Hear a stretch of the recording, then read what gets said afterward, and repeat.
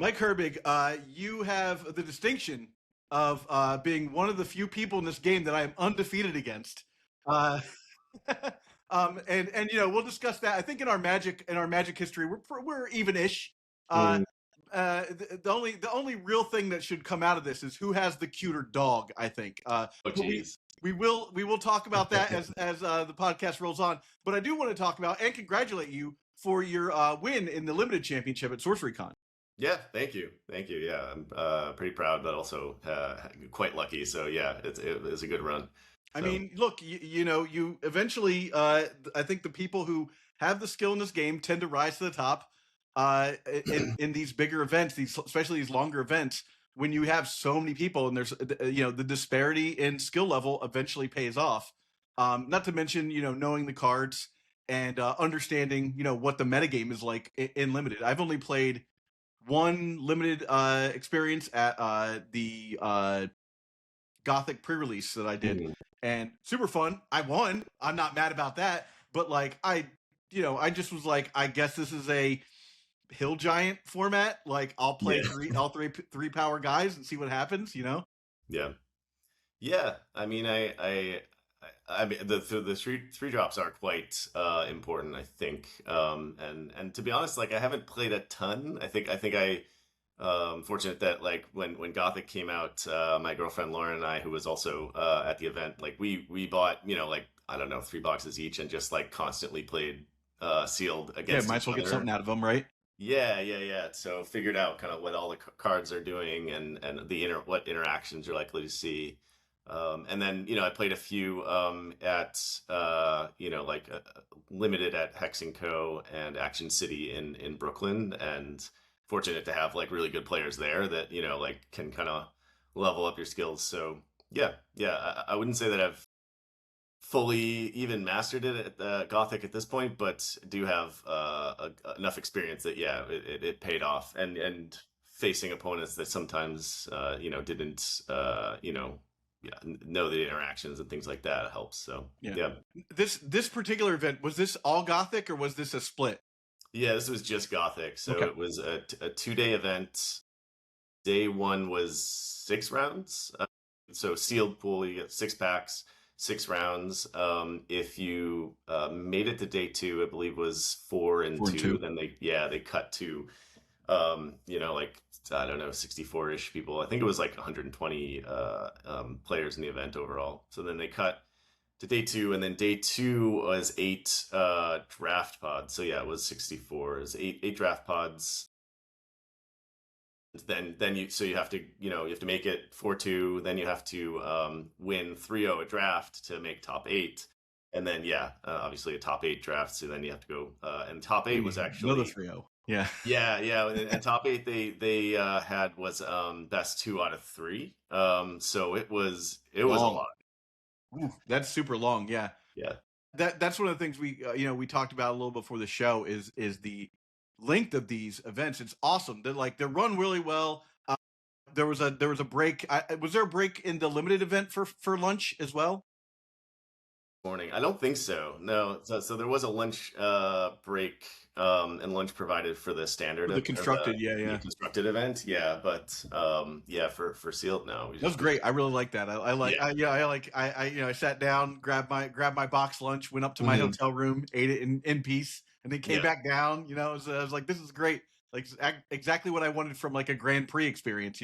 Yeah, it's Um, good. They don't do that at Magic events. It's a bit no, more hardcore, like you're Buffalo there to Chicken Dip does that. They bust out the lunch platter for oh, everybody, really? and they make everybody like okay, you got an hour to eat, kind of thing, which Yeah. is cool. I really like that. I think that more Magic events should be like we're breaking for like a snack, Right. like especially like if it's like at like round four, because a lot of Yeah. people will be like, all right, I'm done. I'm done for the day. Like I went 0-3, or Hmm. I'm X-3 now. I'm just gonna be finished with the day. But also like that round four period is a big Yeah. time where people decide like they're gonna lock in. And if they're going to time, really taking time, like that's generally what I consider to be one of the longest rounds in between rounds. To just be like, I'm just gonna go get lunch, and we're like Yeah. guaranteed to not come back for an hour after I get done. With I Yep. think that's totally fair. It's Yeah. a fun thing to like be able to also just be able to be like, I'm gonna have some food and like, refresh myself. Today's video is sponsored by Moxfield. They just dropped an advanced search engine for Sorcery the Contested Realm. If you want to browse every available card or dig deep with powerful search filters, head over to sorcery.moxfield.com. You can even click on the search syntax button on the main page to see all the terms you can use. And don't worry, when new cards are revealed from official sources, Moxfield updates quickly. Now on to the show. Yeah. And if you're playing long control decks, like I tend to play the Archimago or Death Speaker or whatever, and probably with Enchantress, you do they take some of the games take quite long, so you sometimes you're going to time, sometimes it's cutting it close. So yeah, Yeah. It's rare that I win fast with Enchantress. I generally have to come yeah, back, you know. yeah. Um but yeah, so let's talk a little bit about the limited environment. So like what are the staple like there's like sort of a staple number of threats that you see, or like cards that you specifically know to play around because they're at ordinary or exceptional. Hmm. And then like of course bombs, like I think what you had Golgor or something like that. I had that Gol. Wait, what is Or maybe Golgor? CJ had Golgor. I Oh, that remember was him CJ. talking Yeah, about it. CJ had Golgor. I had the Adabon Succubus, which, to be honest, is probably a better bomb than Golgor. But yeah, I mean, I think in limited and Gothic in particular, for me, and again, I'm not, this is just speaking for myself. I think that the three drops are quite important because there's so many of them, and so like you need to be able to trade with theirs and get their cards off the board. To me, it's usually becomes about like you want to have something to play on turn two, a three drop on turn three, a three drop on turn four when you're going to tap to draw sight, and then past that you do need like a couple of larger like minions, like zombie horde is it zombie horde, the 5 power 5, and the what's the ordinary the ordinary 6 power water minion that Shoggoth. Shoggoth, Yeah. So Shoggoth is decent in water. Like you do want top end, so that you don't get outclassed towards the end. But a lot of like Sorcery Limited is very tempo oriented. So Yeah, even if sure. your deck is filled with large minions, you're not going to get there if you don't do things in the early turns and don't have things to to commit to the board. And if you're if you're drawing sights instead of spells in order to get to your bigger minions faster, that kind of means you're all in on those. If you're going to draw 2 sights in a row so that you can play a zombie horde, that's probably going to lose you the game because they'll smite it and then now they're ahead. The zombie horde can't even block for you the turn it comes down, so it's really to me it's so heavily tempo oriented that you always want to be drawing spells instead of sights if you can afford it. So One of the things I identified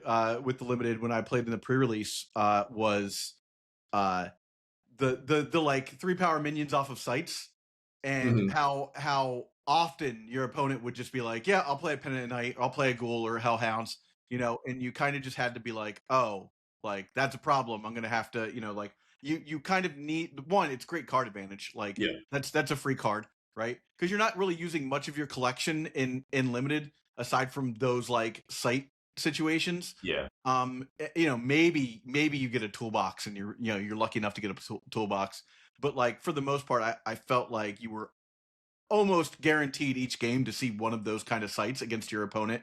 hmm, And you would have to be able to not only tempo out your opponent, because that's like a turn 3 play is perfectly fine, like play that on turn 3, get the guy, whatever, but they're up a card on you too. yeah, And if you exactly. don't have a different avatar that's gaining you a card, you're spellslinger and you just have to do spellslinger things. Yeah. Yeah. I mean, I think those sites are quite powerful because like a Penitent Knight, you would play if you had it in your if Sure. you open it in your packs, Yeah. right? It's just a standard rate 3 for 3. And so getting a free one out of your site is yeah, obviously more powerful. There are occasions where you draw it and you're like tempo wise you don't have a chance to get the value of it. If you draw it as your fifth site and you're waiting to play a 5 drop, it's like you can get further ahead. So there's occasions where you kind of want to just kind of pitch the value of it. But yeah, if that's your turn 3 play and you get that for free, now you're up a card and you're going to run out of cards less. You're going to have more options later on. And especially the early kind of 3 drops that you're playing are basically trade minions. Like you're playing it with the expectation that it's not going to stay on the board, and you're just trying to like get into a situation where you can be the only person with something on the board. So the first thing you play is usually going to get traded, which is in my games in the draft on day 2, which is why I had 3 of the trolls. Let me look this up. I have uh which it's like the water troll that has stealth, moss troll. I had 3 of the trolls, and those like I found to be like incredible because you can play them and they can't like you get to choose the next turn whether or not you trade it away or do something with it. The opponent doesn't. So even though it doesn't have stealth when attacking, just being able to play it and then be the one to No, it's decide, there. Yeah. like the course of the game on it was like really good. I find also in those situations, that's where your like combat tricks, like Gift of the Wolf and stuff like that, are really potent because, especially because it draws you a card, so you're not even losing a card to play like a combat trick. So if you're able to do that, you can generally like not only make tempo, but like stay in the game as far as card advantage is concerned too. Yeah, for sure. And the cards like that are good are kind of highlight why, like the general kind of strategy and may seem obvious to a lot of players, but the general kind of like limited strategy is to just always clear the board. Like you never, if you have the opportunity to attack with a 4-power minion or to like kill their skeleton token, you kill their skeleton token. You know what I mean? Unless you're like ready to close out the game, it's always about just keeping their board clear because it always like it cuts options Keeps them out on of the back foot. Yeah. yeah, and makes their cards useless. Like if their Gift of the Wolf that then they draw is useless because you killed their minion that could actually attach to it. So yeah, it's an interesting kind of like play pattern. Yeah. So let's talk about drafting a little bit because sealed deck, a lot of people will say is luck, but it takes skill to put together a sealed deck. But in drafting, were there any cards that you identified that were like what we call in Magic the mythic common or the mythic uncommon that like just are total blowouts and they should be like a card that you prioritize? I mean, I think like in general, like, and I will say for my day 1 for the sealed, yeah, I was just incredibly lucky. I had 4 of my pack like elite or uniques I was playing in my deck. I had Lord of Lies, Lord of Greed, Sentinel Trap, and then Deliverance, which was like an absurd card.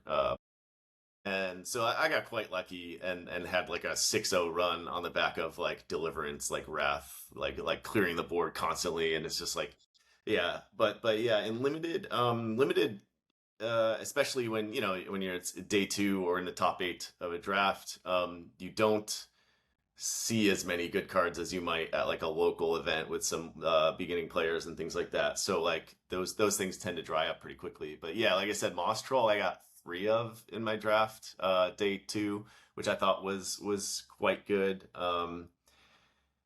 Some of the like later picks that like aren't aren't incredible. You don't want tons of them. Like Instigator Imp was good for me. Like It's like I a would mini Lord of the Lies. What's that? Yeah, well, yeah, it's like a mini Lord of the Lies, but like I had Instigator Imp with Mesmer Demon. Mesmer Demon's like a card that you want to play anyway because it's quite good. But that is it's a 3 power for 3, so it's already, like something you'd play anyway, and then it drags something towards it. So I had a few plays where you can drag it into a site so that then you can play Instigator Imp to have them fight a smaller minion or even something if you want to trade. So yeah, draft is interesting. I think that for me, my general draft strategy is always only two elements. Like I never play 3 elements. I never try to like play any off-color sites. I think that the towns like the kind of colorless towns that give you townsfolk are always a trap because they Yeah. don't provide threshold. It's like basically you And just like two powers, like just nothing. yeah, it seems great. Like you'd get a free minion, but like it's gonna, if it's in your opening hands and you're playing two threshold 3 drops on both sides of your elements, like what do you do? Do you keep it in your opening hand? You're not guaranteed to be able to cast, like half the spells in your deck. So Yeah, I think the litmus test for like an extra card is at least 3 power. yeah. And yeah, so I keep it to two elements. I kind of like lock in on 2 elements early on, and then just like don't look back. The other thing about and the same was true with Arthurian Legends actually. Like I think that for a set based around multicolor kind of like uniques, I never played 3 colors because I always found that like if you're going like you're trying to like split your 12 sites into like 3 different elements, you just have too many games where you just don't draw one of them. And yeah, so and then the other thing about limited is that unlike in Magic, where the sites there are sites, or lands that do things, but they're not a big part of drafting strategy because there's just so few of them. It's not they're not doing a ton of stuff for you. But there's a lot more sites in the packs when you're drafting Gothic, and the problem comes in that like if you draft sites highly, you're not going to have enough playable cards for your spellbook, and then you end up having to play like much weaker cards. So like I would pick up like like way at the end when there's literally nothing else playable for the 2 elements that I'm playing. Otherwise, you're not going to have playable cards. And I think that like to me, it seems like maybe like if newer players are like valuing sites highly, they're probably playing much weaker spells in their spell book. They're playing stuff like Bone Jumble and Where their top end's great, but like they're not putting things in yeah, during the early exactly. parts of the game. Yeah. Yeah. So Like being able to live in Magic Christmas Land and get to play like every amazing bomb that you see is cool. But yeah, if it's going to cost you your early game, putting a Lord of Lies into play that you're splashing in your Earth and Fire deck is neat. But like when your yep, opponent just goes be gone and moves on, like you're going to feel like a complete yutz because you skipped 2 turns trying to yep, make the mana work. yep.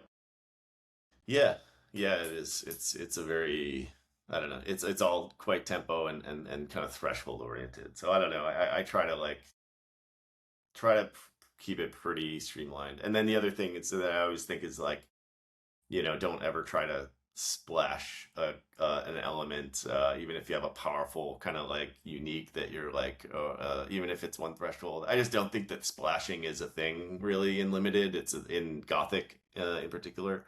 It's like in Magic, if you have like a 1 threshold minion that like is like quite powerful but not in the 2 colors that you've drafted, you can very often put two swamps into your deck and pretty reliably be able to cast it, and it's gonna like be the power of it is gonna swing the game when it happens. Especially if it's later, if it's like a 7, 8 cost Yeah, card, like exactly. by that time you will have seen that. Yeah, in sorcery, it's because threshold is much more ubiquitous as kind of like a power leveling mechanic in and especially in limited, you have 3 drops on both elements that you're playing. They're double threshold. You just can't put 2 off-color sites in your deck in order to like maybe draw one and get this some other bomb that like probably doesn't even have a single threshold anyway. So it's like I feel like it's gonna lose you more games than just like streamlining your deck and accepting that you can't play certain cards. So It's also worth thinking about mana economy and like how if you have to get to, let's say your deck tops out at 6 and you have mhm. a couple of 5s and maybe a couple of 4s, whereas if your opponent is topping out at 4 and most of his deck is 3s, like you will eventually have a 4 in your hand to be like, well, I got to take a turn off of drawing a spell to Yeah, draw a site. Whereas the guy who's on 4 it can wait until he's like, okay, well, cool. Now like the game has stalled out a little bit for me. I've got a few guys on the board. I'll take a turn off, draw a site and play it, that sort of thing. So I think anytime that you put yourself in a situation where you're not drawing a spell, it's a yeah, true disadvantage for you. yeah, for sure. I I've had games where, like I unfortunately, like mulligan and then I have Shoggoth in my hand the whole game. And even then, it could be turn 5 and I'm not going to draw a sight for my turn or turn, turn 6 or not turn 6, but like I could draw a sight, slam Shoggoth. Even then, it's just like I'm not going to do it because you're going to run out of cards, and you're also kind of putting all of your faith into this one card sticking around, and yeah, Shoggoth, you can put it in the void. Sometimes it's like it's not an advantage to do that because you may need it to block for you elsewhere and things. So like I think patience is a big part of it in terms of like yeah, just accepting that like you're gonna get this out at some point, and what you really want to do is outlast them in cards. And like there's instances where you're ahead, they and yeah, you could drop a large minion instead if you draw a sight, but you drop something less valuable, but then now they're still required to like use up a smite or a buried alive in order to kill like your weaker minion, and now the path is clear for what is much better. So yeah. I wanted to talk about, there are times when you open up another avatar. I'm going to bring up the avatars from Gothic real fast. Yeah. Hey, everybody. It would be both unique and exceptional if you joined us at patreon.com/eternaldurls under the Magicians tier to get all of our sorcery content. By joining us, you help us pump out more elite content for you. Now back to the show. And we can sort of evaluate them a little bit. Yeah. Here we go.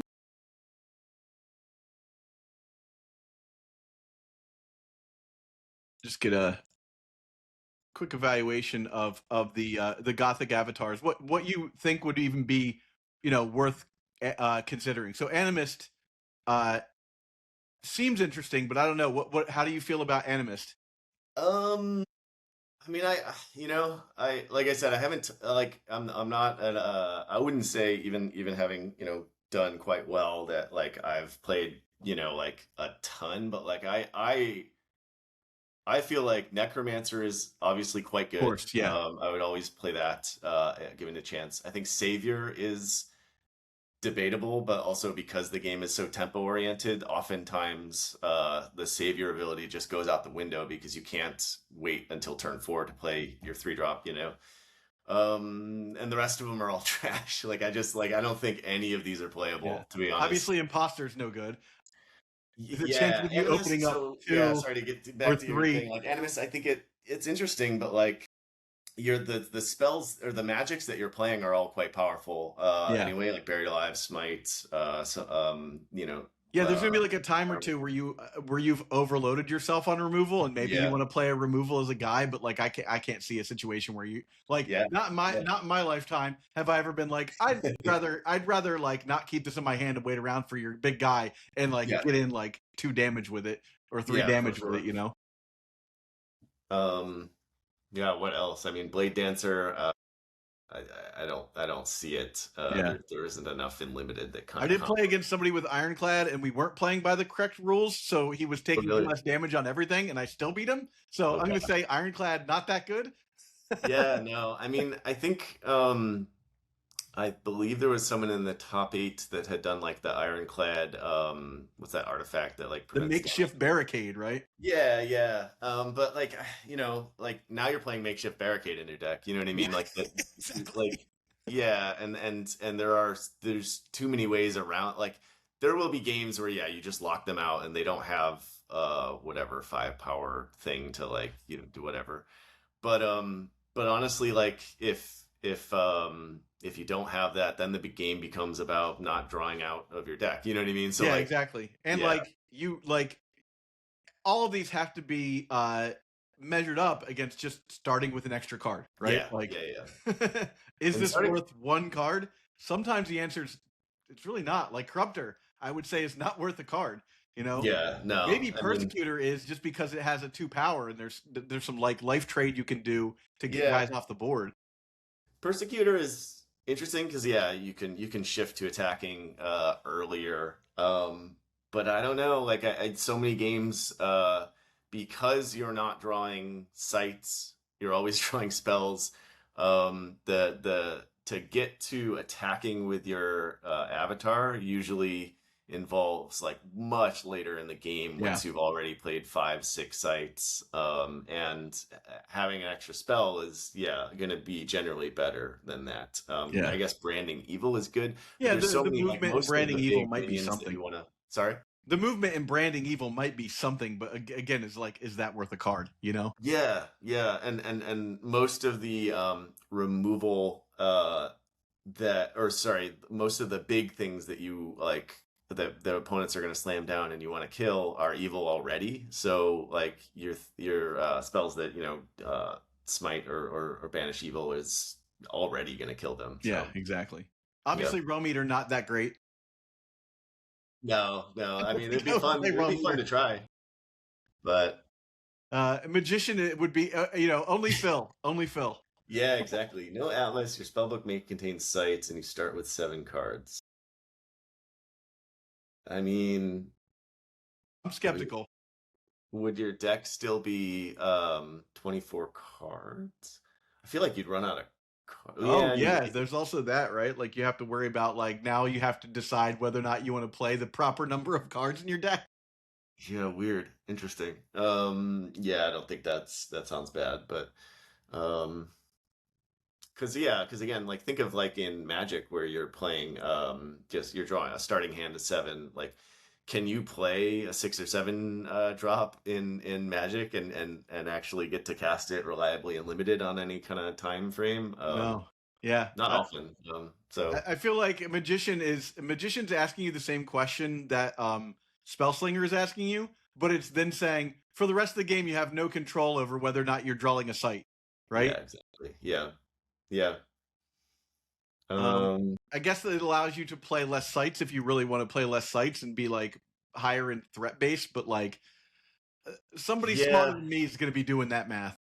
Yeah, there are limited environments in Magic where like you want to cut down to 15, 16 lands or sites or something like that, and like you're playing tons of like 2 and 3 drops, and you're trying to like really out tempo them. But in sorcery, if you're doing that, all they have to do is play to the side, and then now you're not going to get to them. You know what I mean? Like yeah, it's definitely interesting. Like an early kind of like creature rush is can be stifled just by the way that they manage their sites and their 3 drops and things. So it's a different thing. Imposter is not. You can't really do that. Yeah. Interrogator, Imposter, like you would literally have to have opened up like 3 other interesting, like then Ironclad becomes interesting, right? Like yeah. okay, now I'll switch over to Ironclad. Oh cool, I'll switch over to Necromancer. Like if you opened all 3 of them, cool. But like, yeah, you're literally living in magical Christmas land at that point. Yeah, exactly. The only And other one, I like to think maybe. that like that 1 power is actually kind of useful sometimes. Sometimes you do want to get in that extra shot and trade the life to get a card off the board. I did a lot of that. I think one of my opponents had a Necromancer, and I was like, screw it, like I'm just gonna get that guy off the board. Yeah. Oh, you mean with your attacking with your avatar? Yeah, just attacking with my Spellslinger. Like not the imposter not having any power. It can be a real liability. Oh, right. Yeah. That is true. I did attack skeletons quite often in the limited, because once you get to 5, 6 sites, if you're playing against Necromancer, you need to keep it from getting out of hand. So yeah, you take a damage, but like now you're gonna take that damage next turn anyhow, right? Yeah, exactly, and it's gonna keep around. So yeah, I don't know. I don't think, to me, any of them. I mean, Necromancer for sure, and Savior I haven't played too much with. I think that is worth consideration, but I don't know. I'd be hard pressed to play any of these other I had ones. an opponent who was on Savior, and it was pretty obnoxious, but Yeah.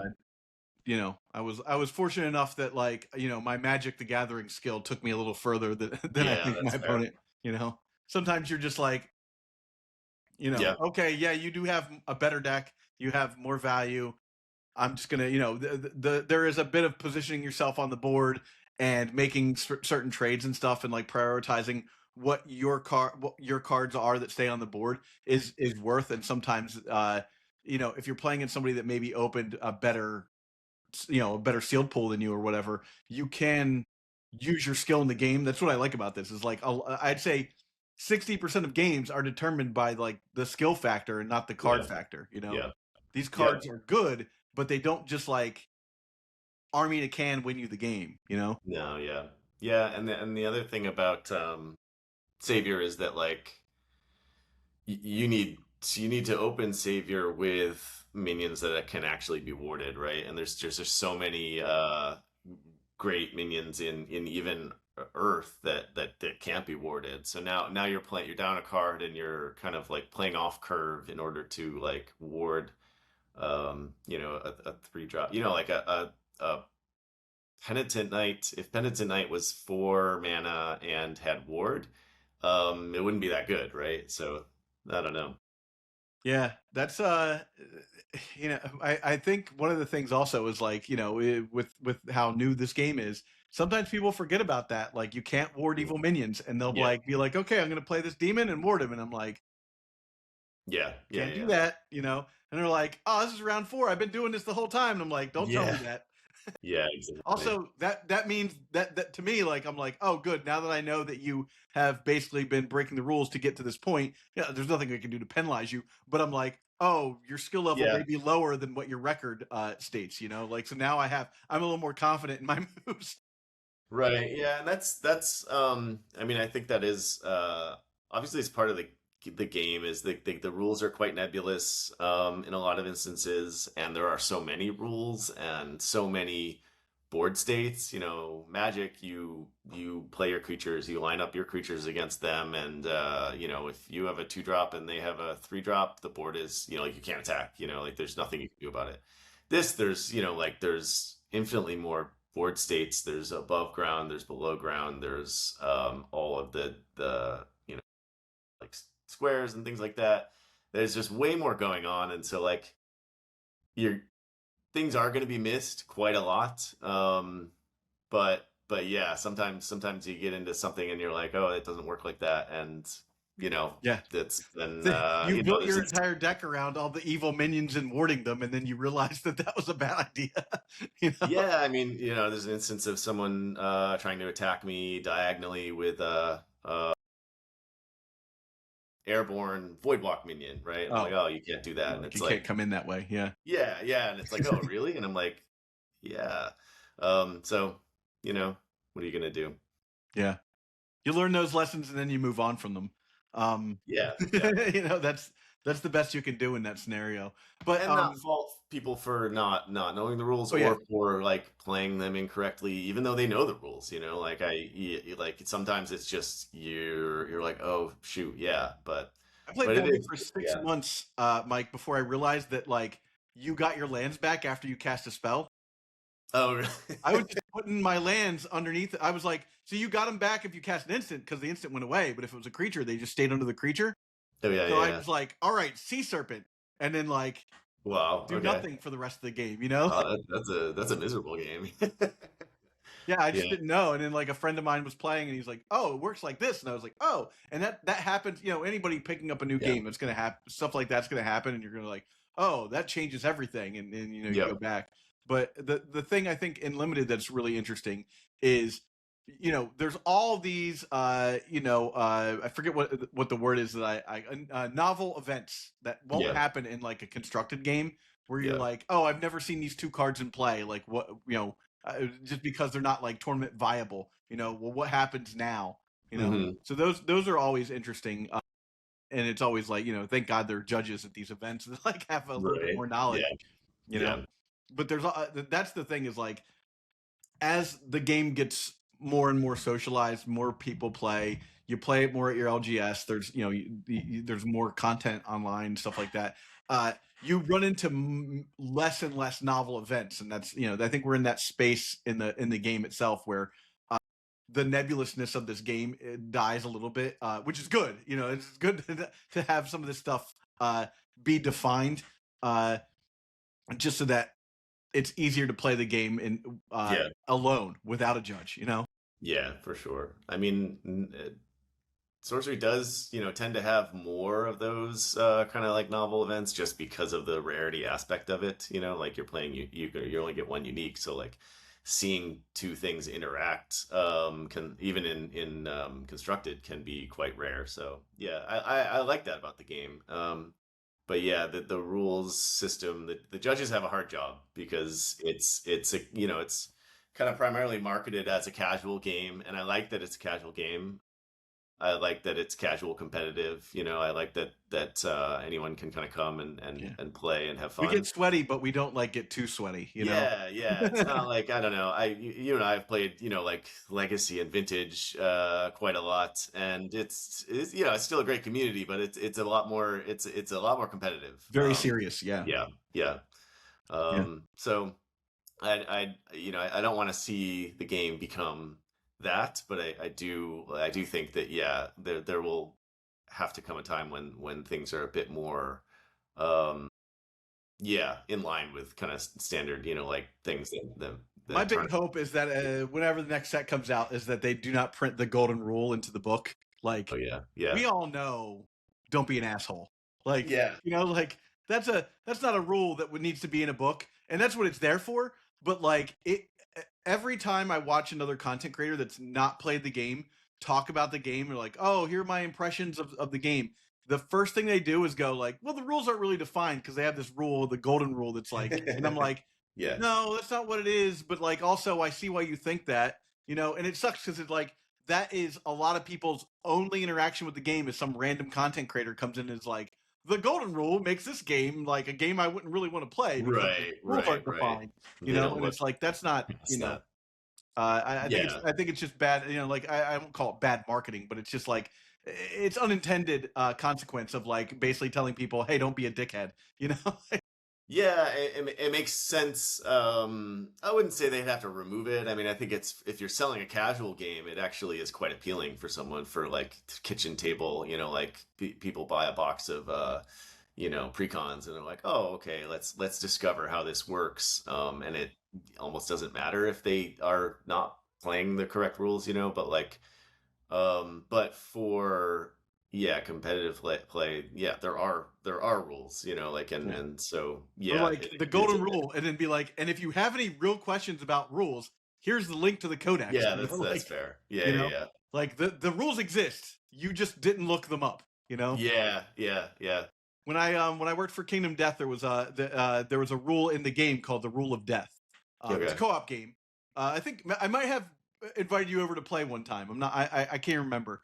Oh, Uh, yeah, that was like yeah, with 15 years like ago Mike or something like Simpson or that. I don't know. something. Maybe not quite that long, but it was quite a while ago. I Yeah. remember we played, yeah, but Yeah, I don't and really. so the rule of death basically says if you cannot find the rule for your rules discrepancy, you choose the worst case scenario. Okay. So like if you're not sure if like you would hit a guy, or if you're like, oh well, this thing would happen if I do this, and it's Mhm. happened, it's on the board, it's going on. Oh well, what goes on? The rule of death would be like you if there's not a rule in the rule book that tells you this, that's the important part.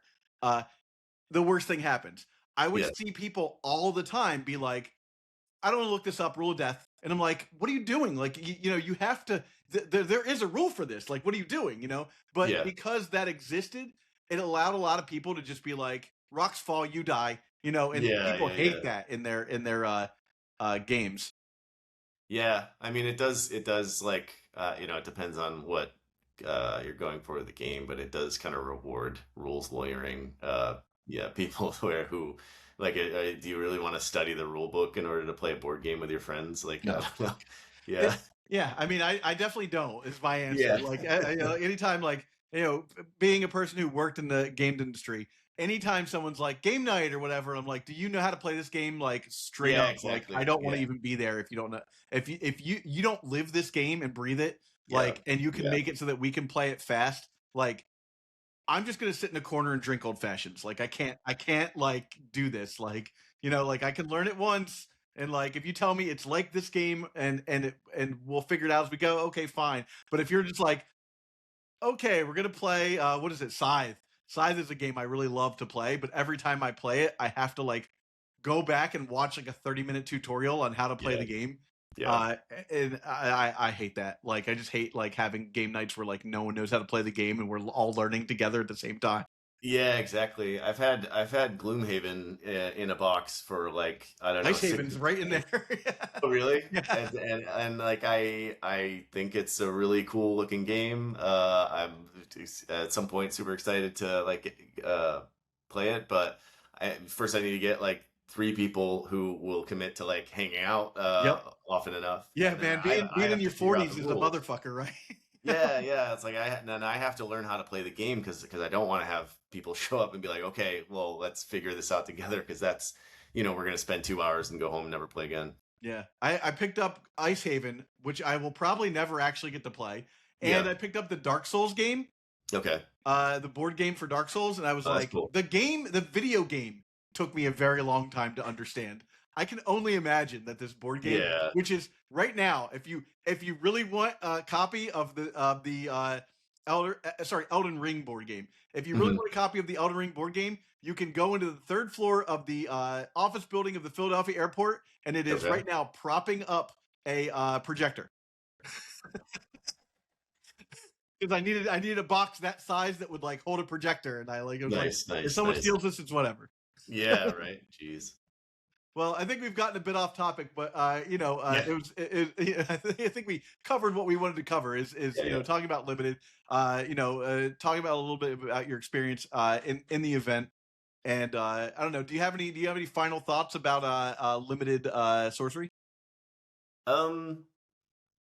Yeah, I don't know. I mean, I think it's a really great format. Arthurian Legends was really great. I think this is even more fun to play limited. There's a lot of interaction. It's less about, like lances, which Arthurian Legends was like, a really cool mechanic, but you could just get blown out by, putting your minion in a forward sight. And so yeah, it's pretty cool. It's really great. I think that like I had a really good run. I had really good picks in both the sealed and my draft, and that kind of helped me propel in the top 8. Yeah, that was. I mean, that was The Murderer's Row for sure. You had yeah. what, Murray, CJ? Yeah. All really, really, really great guys in the top 8. I think Audubon Succubus kind of really brought it home for me. That card was kind of absurd.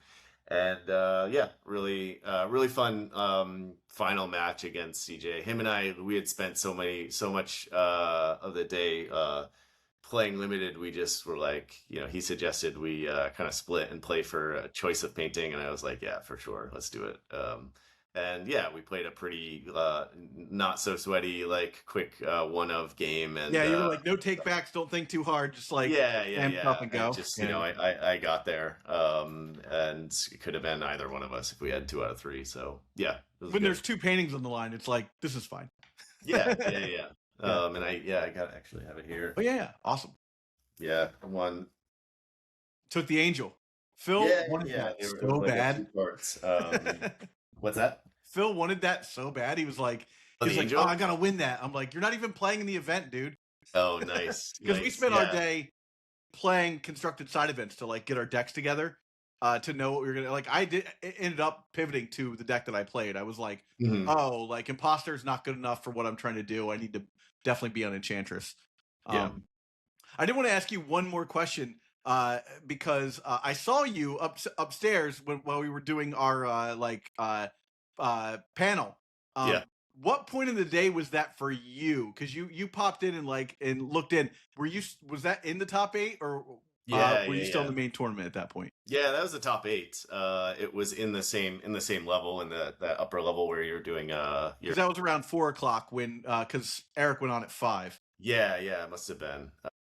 There was a bit of a holding period where we were kind of waiting for them to set up the camera equipment and stuff like that. And I was just like, pacing around with anxiety, and then saw that you were in, so I popped in, and it's like, oh, hey.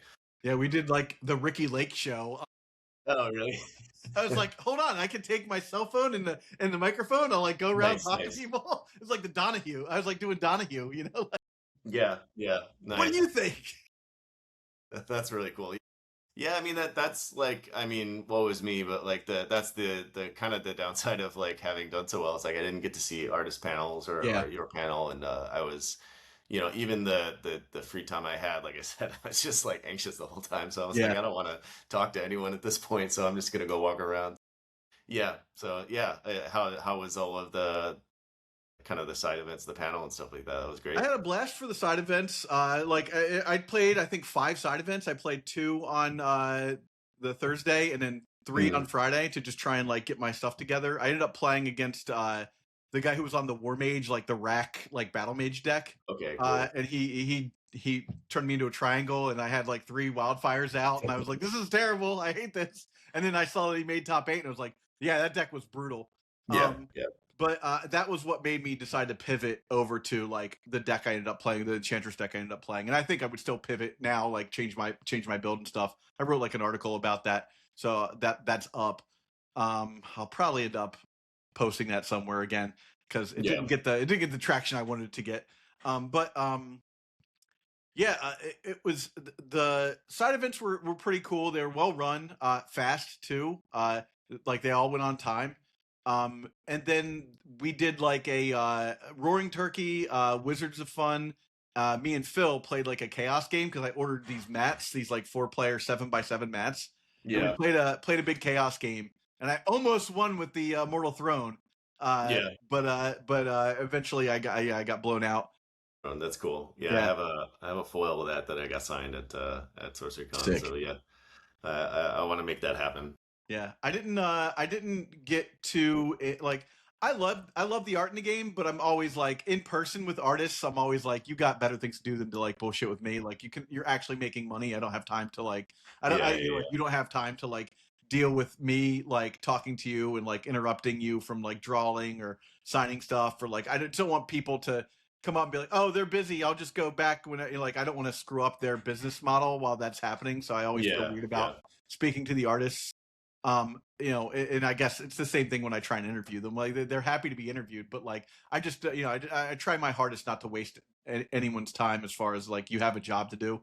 yeah, It was cool talking with Steve from Cold Fire Heroes and Kevin from yeah, Southern Spellcasters. That they were cool, and I hung out after hours and met a bunch of people, and that was a lot of fun. Um, Staying in a hotel was great. Like just being able to be like, and I'm going to bed, or in between rounds I would like go up to the bath, yeah, use the bathroom in my yeah, yeah, in my own room and stuff, and yeah, just knowing that like I could roll out of bed at 9:30 and be at the event at 10 and not have to worry about like Phil's taking too long or he's still making his deck or whatever. yeah, Like yeah, we'll figure it out. We don't have to put a car ride yeah, there. Like I'm just gonna go downstairs, you know. yeah. He's Nice. notorious for not having his deck together until like 5 a.m. the night before the tournament, and I'm like, dude, shut it down. I need to sleep. Yeah, yeah, yeah. You gotta just I don't know, kind of decide on something and make sure that you have the reps in. So All yeah, right. Well, again, Mike, it's awesome having you. We got to have you back on to talk about Archimago because I think a master class in Archimago is well past yeah, due. fair, fair. Um, And then yeah, we and then can we can we maybe we can sort through that game we played at the Cornerstone yeah, where I yeah. won. Oh, the pressure's gonna be on if we face each other again, because then yeah, then it's Yeah, we I don't gotta expect go. to win if we play again. I think I got very lucky in your No, game, but I that win was based off of playing against the guy in the finalist was my last round in Swiss, and yeah, understanding like I had not ever really played against the deck aside from me playing it or Harry playing it, like yeah, just to kind of be a foil to the other person. But when I figured out like, oh, I'm actually the aggressive deck here and not the other way yeah, around, um, right. that allowed me in our game to just be like, I'm just going to be as aggressive as possible and let you like lose cards. And then also, I drew hate like at just the right moment, both times Yeah, where you're that's about to fair. start going ahead, which was fortunate for me. But then playing that guy again in the finals, like it was a total blowout. It might have. I think the game might have lasted 15 minutes. It was Damn, like that's I brutal. realized I had seen most of his deck, so I realized exactly what to do, and I like got the Feast of Crows for like a Crater Eyes, and Yeah, it was just like he was just like, I don't know, I don't know how I win from here, you know? yeah, yeah, brutal. Yeah, Yeah, yeah. That was. I mean, I do kind of miss the non Gothic Archimago. I mean, I still play it to death, but it's not quite what it was. So Yeah, I mean, I'm over here being an Enchantress stan. You know, like yeah, they didn't give us anything. You're like, like I'm trying to make Falling Star work, but like we'll see if that goes anywhere. yeah, cool. But yeah, we'll discuss more about Archimago when we have you on for again. sure. All right, Cool, man. Thanks so much. Yeah, thanks for having me. This is great. Hey, thanks for watching. And if you get a moment, remember to like and subscribe to the video. Also, don't forget to join us on Patreon at patreon.com/eternaldurdles in the Magician's tier. Your support means a lot, and it helps us keep pumping out this content. Thanks so much. Keep contesting the realm.